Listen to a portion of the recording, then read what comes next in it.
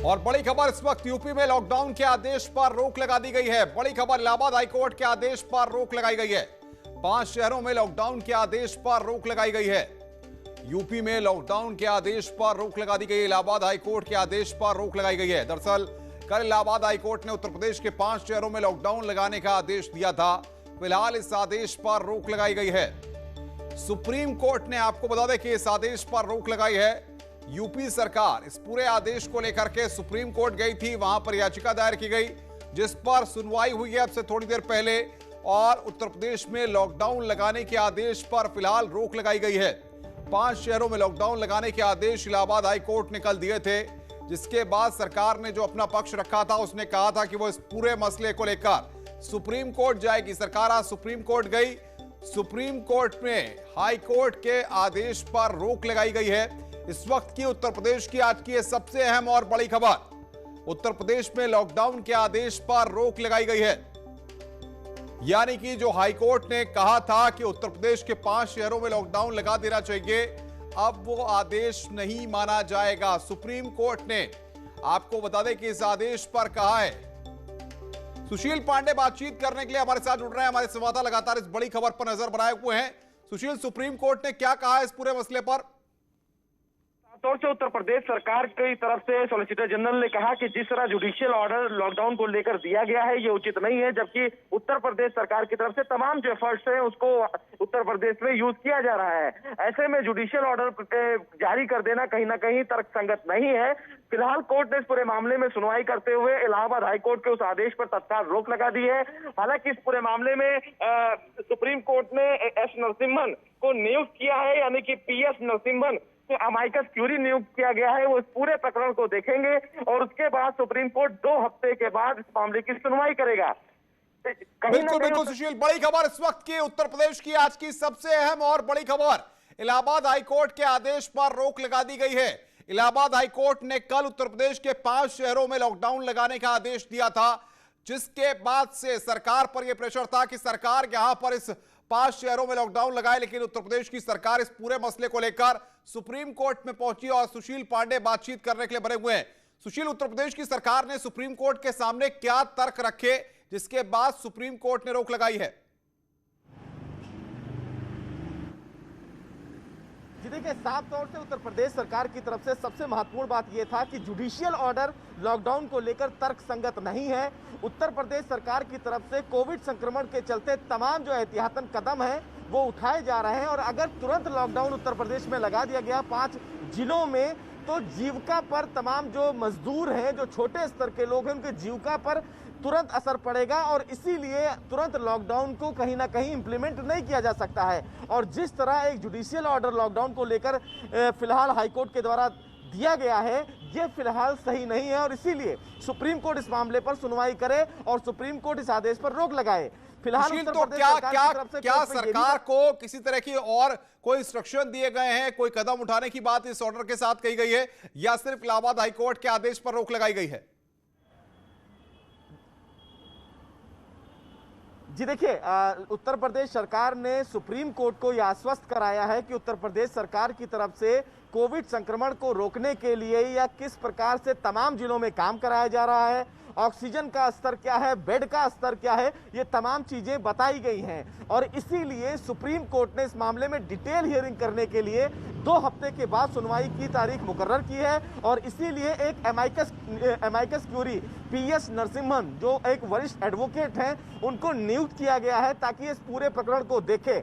Allahabad high court का जो आदेश था उस आदेश में कुछ ऐसे स्ट्रॉन्ग ऑब्जर्वेशन थे जिसको लेकर उत्तर प्रदेश सरकार को आपत्ति थी, क्योंकि कहीं ना कहीं स्वास्थ्य विभाग को लेकर, दवाइयों को लेकर, बेड को लेकर तमाम बड़े स्ट्रॉन्ग ऑब्जर्वेशन किए गए थे, जिस पर उत्तर प्रदेश सरकार ने सुप्रीम कोर्ट में कहा कि तमाम जो दलीलें दी गई हैं फैसले में वो सही नहीं है। उत्तर प्रदेश सरकार में व्यवस्था धीरे धीरे सुचारू रूप से की जाएगी, क्योंकि अचानक जो संक्रमण है वो बढ़ा है और इसीलिए जो डॉक्टर्स हैं, जो पैरामिलिट्री फोर्सेज हैं, वो तमाम अपनी तैयारी कर रही हैं और इसीलिए तुरंत लॉकडाउन नहीं लगाना चाहिए।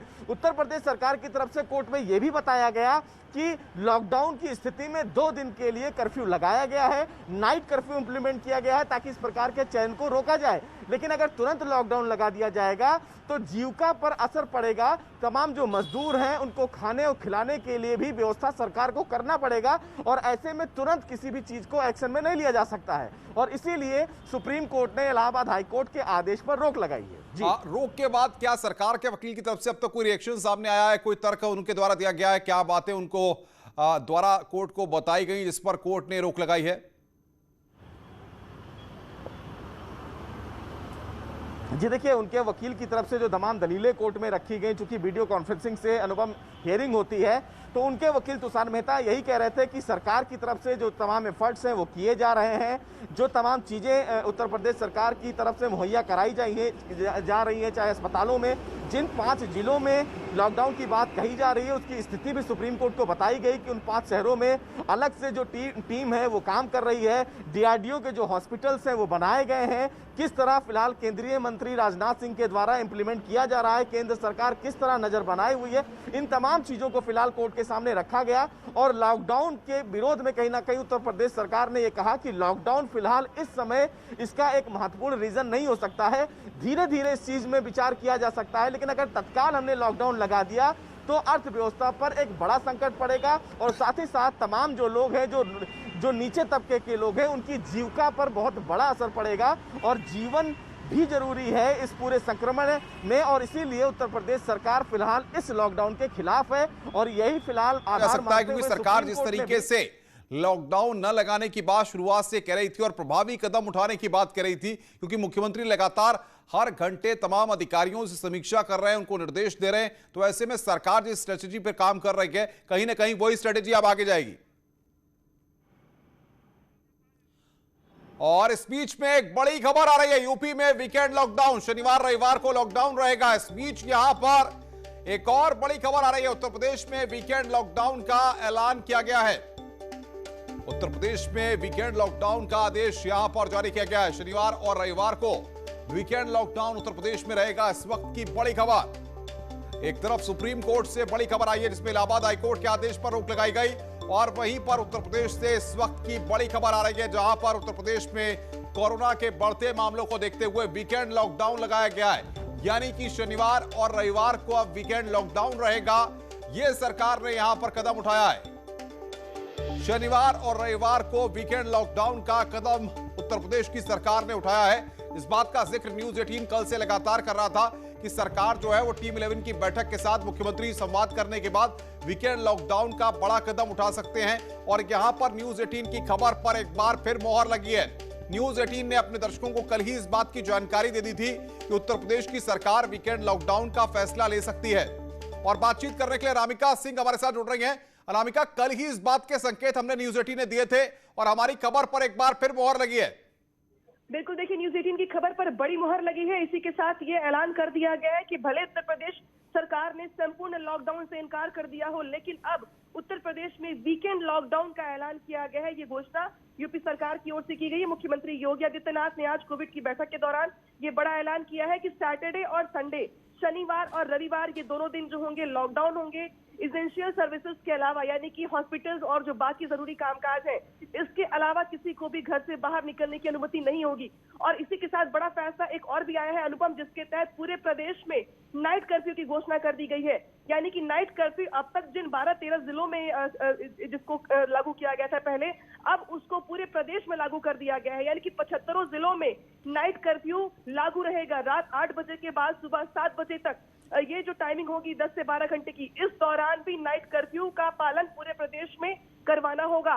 शुरुआत में मुख्यमंत्री योगी आदित्यनाथ की ओर से जो खास संवेदनशील जिले थे, जिसमें 500 से ज्यादा केसेस पर डे आ रहे थे, उसमें नाइट कर्फ्यू का ऐलान किया गया था, लेकिन अब इसका दायरा बढ़ा दिया गया है और मुख्यमंत्री योगी आदित्यनाथ के आज के डिसीजन के मुताबिक पूरे प्रदेश में नाइट कर्फ्यू लागू रहेगा आज के बाद। इसी के साथ वीकेंड लॉकडाउन, जिस लॉकडाउन से बार बार यूपी सरकार इनकार कर रही थी और सुप्रीम कोर्ट ने भी आज यूपी सरकार को बड़ी राहत दी थी, लेकिन अब यूपी सरकार की ओर से ये जो कल वर्जन आया था उनका कि हम अनामिका जरा बताने की कोशिश कीजिए सरकार की स्ट्रेटेजी क्या है।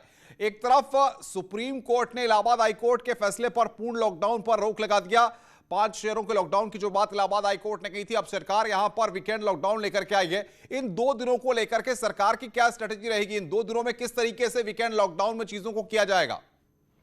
देखिए अनुपम, कल जिस तरीके से हाई कोर्ट ने निर्देशित किया था कि 5 जिलों में लॉकडाउन लगाया जाए 26 अप्रैल तक, लेकिन उसके बाद जब यूपी सरकार का जो वर्जन आया था उसमें आपने देखा होगा कि सरकार ने ये अपनी ओर से कहा था कि हम कड़े कदम उठा रहे हैं, हम एहतियात के लिए जो भी बड़े कदम उठा सकते हैं वो हम ले रहे हैं, स्टेप्स ले रहे हैं, हम सख्ती और बढ़ाएंगे। लेकिन लॉकडाउन से इनकार कर दिया था यूपी सरकार ने। तो ये सख्ती हमें आज ही देखने को मिल रही है कल के हाई कोर्ट के निर्देशन के बाद, कि अब यूपी सरकार ने ये कहा है कि संपूर्ण लॉकडाउन तो नहीं लगाएंगे, लेकिन वीकेंड लॉकडाउन, सैटरडे और संडे जिसमें आमतौर पर लोग बेवजह भी घर से बाहर निकलते हैं, आमतौर पर सरकारी दफ्तर बंद रहते हैं, लेकिन फिर भी बावजूद इसके लोग निकलते हैं सैटरडे संडे को फैमिलीज के साथ, तो उन पर रोक लगा दी गई है। और जहां तक आपने ये सवाल पूछा कि कैसे इसको ऑपरेट किया जाएगा, तो वीकेंड लॉकडाउन इसके पहले भी उत्तर प्रदेश में फर्स्ट वेव के दौरान लागू हो चुका है, यानी कि लोगों को इसका अनुभव है कि किस तरीके से सैटरडे और संडे में यूपी सरकार की ओर से या जिला प्रशासन की ओर से जो सैनिटाइजेशन का काम होता है अब वो चलेगा। इसके अलावा एसेंशियल सर्विसेज यानी कि सब्जी दूध से लेकर दवाएं और हॉस्पिटल के जो बाकी कामकाज है, या फिर जो लोग नाइट शिफ्ट करते हैं या जो ड्यूटी करके लौट रहे होंगे, उनको इस दौरान कोई दिक्कत नहीं होगी। उनके पास अपने जो पासेस होंगे वो दिखा करके वो आगे अपने कामकाज को बढ़ा सकते हैं। लेकिन जो लोग बेवजह घर से बाहर निकलते हैं वीकेंड के दौरान फैमिली के साथ या यूं भी, उन पर रोक लगाई जाएगी। और इस 2 दिनों में सैनिटाइजेशन का काम होगा, जहां पर हर पब्लिक प्लेस को सैनिटाइज किया जाएगा। शॉपिंग कॉम्प्लेक्स, साप्ताहिक बाजार बंद रहेंगे, यानी कि जो भी पब्लिक गैदरिंग वाली चीजें हैं अब वो बंद रहेंगी पहले से। लेकिन अनामिका, जिस तरीके से आपने एक बड़ी महत्वपूर्ण जानकारी दी है कि जो नाइट कर्फ्यू था वो प्रदेश में पूरी तरह से सभी जिलों में लागू किया गया है, यानी कि पहले जो जिले थे वो सिर्फ 14-15 जिले थे, अब सभी जिलों में नाइट कर्फ्यू रहेगा, यानी कि रात में अब सभी जिलों में पुलिस और प्रशासन की जिम्मेदारी और बढ़ जाएगी। अब बिल्कुल देखिए, स्टार्टिंग में मुख्यमंत्री योगी आदित्यनाथ की ओर से यही कहा गया था कि वो जिले जिसमें प्रयागराज, लखनऊ, आगरा, कानपुर, वाराणसी थे, ये वो संवेदनशील जिले थे जहां पर लगातार केसेस बढ़ रहे थे। 500 से ज्यादा पर डे केसेस वाले जिलों को क्राइटेरिया में बांट करके नाइट कर्फ्यू का ऐलान किया गया था। इसके बाद अनुपम, आपको ये भी याद होगा कि नाइट कर्फ्यू की जो टाइमिंग्स है उसमें भी सख्ती की गई। पहले 9 बजे से शुरू हो रहा था नाइट कर्फ्यू, लेकिन बाद में इसको रात में 8 बजे के बाद ही लागू करने की बात की गई। लेकिन अब जिस तरीके से मुख्यमंत्री ने कल ही ये कहा था कि हम सख्ती और बढ़ाएंगे, तो उसी सख्ती बढ़ाने के निर्देश के तहत अब से पूरे प्रदेश में नाइट कर्फ्यू लगा रहेगा पूरे हफ्ते, और पूरे प्रदेश में ये नियम लागू होगा अग्रिम आदेशों तक। यानी कि अब से अगर बात की जाए तो अब जो जितने भी जिलाधिकारी हैं या कमिश्नर हैं, उनकी रिस्पॉन्सिबिलिटी होगी कि वो इस नाइट कर्फ्यू का सख्ती से पालन करवाएं पूरे प्रदेश में 8 दिन, यानी कि पूरे हफ्ते ये जो नाइट कर्फ्यू होगा ये लगा रहेगा। लेकिन लॉकडाउन जो होगा, जो दिन में भी लागू होगा, ये सैटरडे और संडे वीकेंड में लागू रहेगा। तो क्या माना जाए चैलेंजेस और चुनौतियां क्या हो सकती हैं प्रशासन के सामने, जहां पर ज्यादा केसेस हैं वहां पर इन 2 दिनों में स्ट्रेटेजी प्लानिंग, सैनिटाइजेशन और बाकी सारे काम भी करने होंगे। हेल्थ महकमे में जो कमियां हैं, दवाइयां हैं, जो ऑक्सीजन की कमी है, उसको भी सरकार को पूरा करना है। तो ये सारा फोकस कैसे अब सरकार करेगी? देखिए, सरकार की ये स्ट्रैटेजी है, सरकार की स्ट्रैटेजी को समझिए। कल ही मुख्यमंत्री ने कहा था कि जीवन बचाने के साथ साथ आजीविका बचानी भी हमारी चुनौती और बड़ी रिस्पॉन्सिबिलिटी है। और इसी के तहत अगर सैटरडे संडे की आप बात करें तो आमतौर पर स्कूल की छुट्टियां चल भी रही हैं, पहले से कॉलेजेस बंद हैं, और जो दफ्तर होते हैं सरकारी या प्राइवेट जिसमें रोस्टर की व्यवस्था पहले ही सरकार की ओर से कर दी गई है, तो सैटरडे और संडे को आमतौर पर सरकारी ऑफिस बंद रहते हैं। और इसीलिए सख्ती को बढ़ाया गया है। जीविका को जो लोग छोटे व्यापारी हैं या बाजार वाले हैं, या फिर अगर छोटे लोगों की बात करें, मध्यम वर्गीय परिवार की बात करें, तो उनके लिए पूरे हफ्ते अपने कामकाज को निपटाने के लिए दिन का समय होगा, लेकिन वीकेंड में वो घर से बाहर नहीं निकल पाएंगे। यानी कि प्रयास यहाँ पर ये किया गया। और इसके अलावा अगर नाइट कर्फ्यू की जो बात कर रहे हैं आप, नाइट कर्फ्यू में भी जैसा कि सरकार की ओर से पहले भी ये निर्देशित किया गया है कि जितने भी एसेंशियल सर्विसेज हैं, जिसमें मेडिकल फ्रंट लाइन जो वॉरियर्स हैं, इसके अलावा दूध सब्जी से लेकर जरूरी कामकाज वाले वो लोग, वो आराम से इस नाइट कर्फ्यू के दौरान भी उनका आवागमन बाधित कहीं से भी नहीं होगा। यानी कि नाइट कर्फ्यू में भी जो, जैसा कि आपने ऑक्सीजन को लेकर पूछा या दवाइयों को लेकर पूछा, कि सारे कामकाज होते रहेंगे। लेकिन ये सख्ती सिर्फ उन लोगों के लिए बढ़ाई गई है जहां पर नाइट कर्फ्यू अभी तक नहीं लगा था और लोग वहां पर धड़ल्ले से शाम के वक्त घूमने निकल रहे थे, लॉकडाउन के माफ कीजिएगा नाइट कर्फ्यू के समय सारिणी के दौरान भी। तो अब पूरे प्रदेश में चूंकि नाइट कर्फ्यू की घोषणा कर दी गई है, तो शाम को 8 बजे के बाद जो नियम लागू किया गया सरकार की ओर से, उसके तहत पूरे प्रदेश में नाइट कर्फ्यू लागू होगा। और कम से कम वो लोग जो बेफिजूल रात में घूमते हैं या जिससे जरिए सरकार ये मान रही है कि संक्रमण और बढ़ रहा है, तो उस पर सख्ती लगाने की नीयत के तहत सरकार की ओर से ये ऐलान किया अनामिका, गया है। मतलब माना जा सकता है कि अब जो शुक्रवार आने वाला है वो शुक्रवार रात से ही ये कर्फ्यू लागू हो जाएगा, क्योंकि नाइट कर्फ्यू के इंप्लीमेंटेशन के साथ ही वीकेंड लॉकडाउन भी लागू होगा और शुक्रवार की रात और शनिवार की रात और रविवार की रात एक लंबा वक्त मिलेगा कई घंटों का, जिसमें कि सरकार कोरोना की चेन तोड़ने की कोशिश कर सकती है। देखिए, इसमें देखिए दो चीजें हैं। पहला तो ये कि जो वीकली लॉकडाउन है सैटरडे संडे, इसके लिए इंतजार करना होगा 4 से 5 दिनों का, क्योंकि सैटरडे संडे आने में भी 3-4 दिनों का समय है। लेकिन जो नाइट कर्फ्यू है, इसको लेकर के अभी ये बात सामने आ रही है कि मुख्यमंत्री का जैसे लिखित में निर्देश ऑफिसर्स के पास पहुंच जाएगा, यानी कि जो रिटन जो ऑर्डर है वो पहुंच जाएगा, तो वो नाइट कर्फ्यू बहुत हद तक संभव है कि आज रात से ही इसको लागू कर दिया जाए। लेकिन हाँ, वीकली लॉकडाउन के लिए चूंकि सैटरडे संडे का समय निर्धारित किया गया है, तो उसके लिए सैटरडे संडे के लिए स्ट्रेटेजी बनाने का समय होगा अधिकारियों के पास। लेकिन नाइट कर्फ्यू की बहुत हद तक गुंजाइश इस बात की है कि वो आज रात से ही लागू कर दिया जाए। अनामिका, लेकिन सबसे बड़ी बात यह है कि वीकडेज में लोगों की भीड़ इकट्ठा ना हो, सब्जी मंडियों में बाकायदा तमाम जगहों पर लोगों की लंबी लंबी कतारें न लगें, इसको लेकर कोई निर्देश अभी तक जारी किया गया है? देखिए, और यही सरकार के सामने एक चुनौती भी है अनुपम, कि जिस तरीके से दिल्ली समेत बाकी राज्यों से जो तस्वीरें हम देख रहे हैं बस अड्डों पर या रेलवे स्टेशन पर, लोग लौट भी रहे हैं, रात में भी चल रहे हैं, रात में भी सफर कर रहे हैं वो, तो ये जो नाइट कर्फ्यू होगा इसको लागू करवाने के तहत, सख्ती करने के तहत इन लोगों के साथ किस तरीके से ऑपरेट किया जाएगा। क्योंकि अगर लखनऊ की बात करें हम, तो चारबाग बस स्टेशन से लेके बस अड्डा, आलमबाग से लेके तमाम ऐसी जगह हैं जहां पर लोग अभी भी भारी तादाद में बाकी राज्यों से आ रहे हैं, और ऐसे में जब नाइट कर्फ्यू लागू हो जाता है तो इनको किस तरीके से स्थापित किया जाएगा क्वारंटीन सेंटर में, या इनके जिले तक या गांव तक कैसे पहुंचाया जाएगा। दूसरी बड़ी बात यह कि जो सख्ती सरकार की ओर से की गई, बिल्कुल अनामिका, आप नजर बना के रखिए, आगे भी हम आपसे अपडेट लेते रहेंगे। अनामिका सिंह बड़ी खबर पर हमें अपडेट दे रही थी। आगे बढ़ते हैं, बड़ी खबर आ रही है, रक्षा मंत्री की अहम बैठक हुई है कोरोना को लेकर। रक्षा मंत्री राजनाथ सिंह की थोड़ी देर में यहां पर बैठक होने वाली है, वीडियो कॉन्फ्रेंसिंग से बैठक होगी। सीडीएस, तीनों सेनाओं के प्रमुख इसमें शामिल रहेंगे, डीआरडीओ के अध्यक्ष भी बैठक में मौजूद रहेंगे, आर्म फोर्सेस मेडिकल सर्विसेज के अधिकारी भी इस बैठक में शामिल रहेंगे। रक्षा मंत्री की अहम बैठक है, वीडियो कॉन्फ्रेंसिंग के जरिए बैठक की जा रही है। कोरोना को लेकर रक्षा मंत्री अहम बैठक कर रहे हैं। अब से थोड़ी देर बाद ये बैठक शुरू होगी, जिसमें तमाम अधिकारी मौजूद रहेंगे, डीआरडीओ के अधिकारी भी इस बैठक में मौजूद रहेंगे, सीडीएस, तीनों सेनाओं के प्रमुख भी इस बैठक में शामिल होंगे।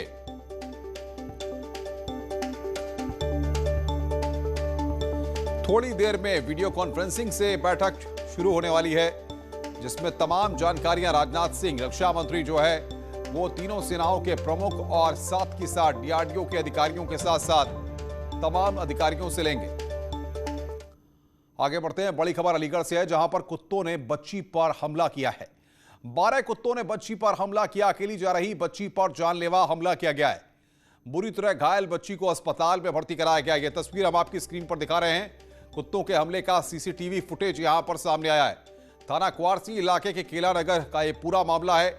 ये तस्वीरें आपको विचलित कर सकती हैं, लेकिन सवाल यहां पर यह है कि नगर निगम जो दावे भरता है स्ट्रीट डॉग्स पर लगाम कसने की, उनको पकड़ने के वो दावों की कलई ये तस्वीर खोलती है। अलीगढ़ के प्रशासनिक अमले को जवाब देना होगा। सवाल यहां पर यह, एक बच्ची की जान पर बनाई, 12 कुत्ते उसे वहां पर घेरते हैं, उस पर जानलेवा हमला करते हैं, और यह फुटेज यहां पर अब सामने आया है। बुरी तरह बच्ची घायल है, जिसको अस्पताल में भर्ती कराया गया है। नगर निगम के अधिकारियों को जवाब देना होगा। तस्वीरें विचलित करने वाली हैं।